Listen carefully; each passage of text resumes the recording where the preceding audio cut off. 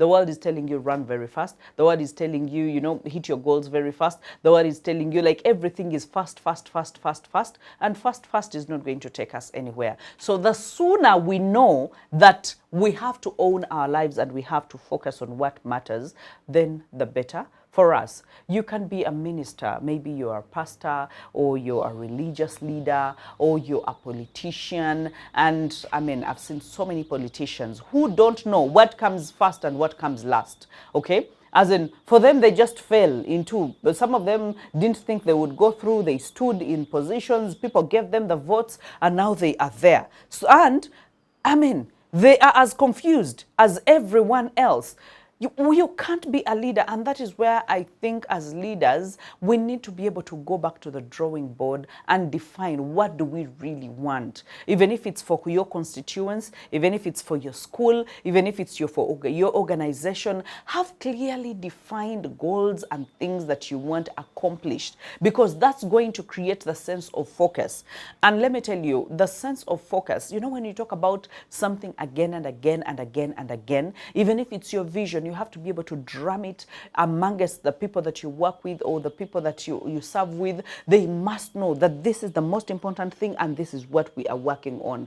Otherwise, everyone is going to be trying to do, they will pretend to be doing something, but it's not actually contributing to the bigger picture that you want them to contribute towards. Okay? So, stop fighting with where you are. Oh, I am so poor, I don't know what to do. And then we speak so many words. And then we go into pity party. And then we remember the things that did not work. And then we are so confused about the past. There, you are fighting where you are. Okay? Because you would have wanted to actually, even the people that are say, I am so busy, they are fighting where they are. Because they think, I should have been in a different place by now. I should have been wealthy by now. I should have built a house by now. I should have bought a car by now. That is where you see so many people bent on displaying or even convincing people, oh, I built, even when they don't have. I've told you about people who speak, oh, I have an acre of land and I have built a mansion, and and in my heart I'm like, people that build mansions don't go spreading the word that, hey, look here, I built mansions, okay? As in, they are more minded about what's the next investment. Do you understand that? They are more minded about how do I get to fund my next project than going around. Actually, most of them don't want anyone to know they are actually doing anything. So now, if you are the kind that feels I'm inadequate, and I think I've said that so many times, that if the devil knows that they cannot overcome you, or you have been too big-headed and you're trying to just make something out of your life, and they cannot attack you in a way of telling you that, God is not important or God is not able. They know that you have read the scriptures, you have gone to fellowship, you have, you have been encouraged. So you know that the bigness of your God. The next thing they attack is they make you inadequate, or they make you think, or the enemy makes you think you're inadequate. So if the enemy makes you think you're inadequate, that means then you are fighting to prove a point. So while you are fighting to prove a point, you are being robbed of your future. Because the time that you are fighting to prove a point, that is the same time that you should have used to invest in your future, to invest in your growth, to invest in your success and your significance. And I hope that we can get that. I mean, you are in a boutique, but you don't know what really, really matters. The moment you feel inadequate, you will start doing all sorts of things on social media. Have you seen people that have been chucked or heartbroken? How they feel they want to prove to the whole world that they're happy. So they will be on social media every single time, proving, putting their face, wiggling their eyes, doing everything that they can to prove to the whole world. And yet, half the time, the whole world does not know that you're going through a heartbreak. So can you redeem yourself? Can you save yourself the drama? Can you save yourself of being a drama queen and a drama king? Can you concentrate and say? And I love that video that says that, you know what? what? I mean, take 6 months away. Work on your life. You know, as in silence, let your wins speak for themselves. Let your significance and relevance speak for itself. But you wanting to drum it into our minds how successful and how significant and how relevant you are just firefighting, and you are fighting where you are right now instead of investing into your future. Some of us took time and did that, you know, when times were bad, in the roughest patch of our lives, when the world did not mind where we were, but we felt the urge to be something, to be someone, and to create something. We went off the grid. There is a time I just went off the grid, disappeared. You know, disappeared from my local church, disappeared from my family, disappeared from anyone. And I said, you know what? This is me and God fighting that I will become someone. I'm investing this time to make sure that I get all the knowledge that I can. I get all the skills that I can. I redefine my values. I redefine who I want to be. I get the clarity of who I want to be. Because if I had not defined that for myself, I will tell you, right now, I would have been on my 3rd marriage. If I had not redefined who I wanted to be and where I wanted to be, I would have been maybe on my 3rd failed marriage. Because, I mean, men would come. Someone tells you, let's go. They've seen you for 1 day, imagine, or maybe a week. And they think, let's go to the Bond, I buy you a car. And I'll be like, you know what? I am footing. I even don't have money to eat. I don't know where my next lunch is coming, but I'm not taking anyone's car.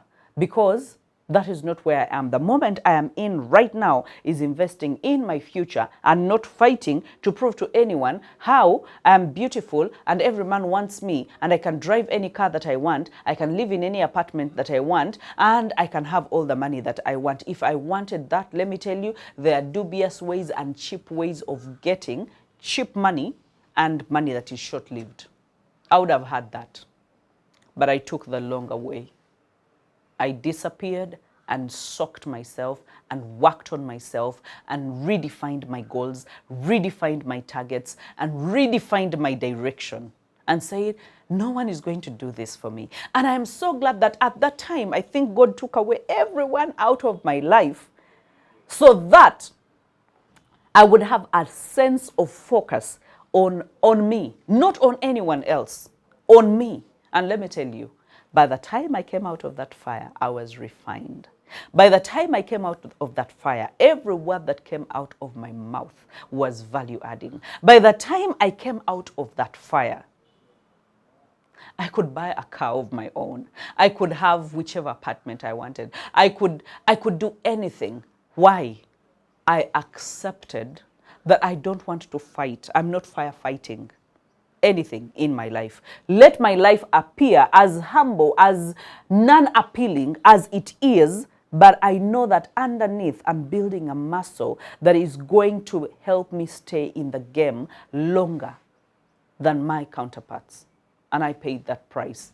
And to date, I'm still paying that price. Okay? So I want you to be able to repossess your life. Yeah? Repossess your life, bring it back into your grasp, and make those decisions, pen to paper, with your God. And for some of us, for me, some of those times took a lot of fasting because I didn't want any distractions, a lot of solitude because I didn't want any distractions. And let me tell you, it works magic. It works magic, okay? Try it. You will let me know, okay? And then one of the other reminders that I can say is be present with what's most important in your life, okay? There are very few joys, and I think I mentioned it some time back when I was still we were doing this show, and I mentioned of a song, of a country song that I had, that if you want to find gold, go to the mountains. If you want to find silver, go digging in stones. If you want to find healing, go reading the Bible. And if you want to find love, go back home. Now, look for happiness where it matters, in the right places. Okay? So, and when you get there, be present. Some of us look for happiness in the right places, but when we get to the wrong places, your body is in the right place, your mental capacity and thinking and brain and mind is scattered in 1,000 other places. So, you're not present. There is nothing like you can't focus if you're not present. Being focused demands that you are present. And being focused demands that you are in alignment. That I'm in my business and I am thinking and I am minding my business. Minding my business is getting your mind off everything else and zeroing down and narrowing it down and being laser focused and saying, this is my business. So if I need to take inventory, if I need to be very honest about the losses I have made, if I need to be very honest about the people that I've employed in that business, if I'm very honest about the time that I give to my business, if I'm very honest about what my clients want that I'm actually not giving them, every time I say, I will bring them, but you procrastinate even on something that is going to put money into your pocket.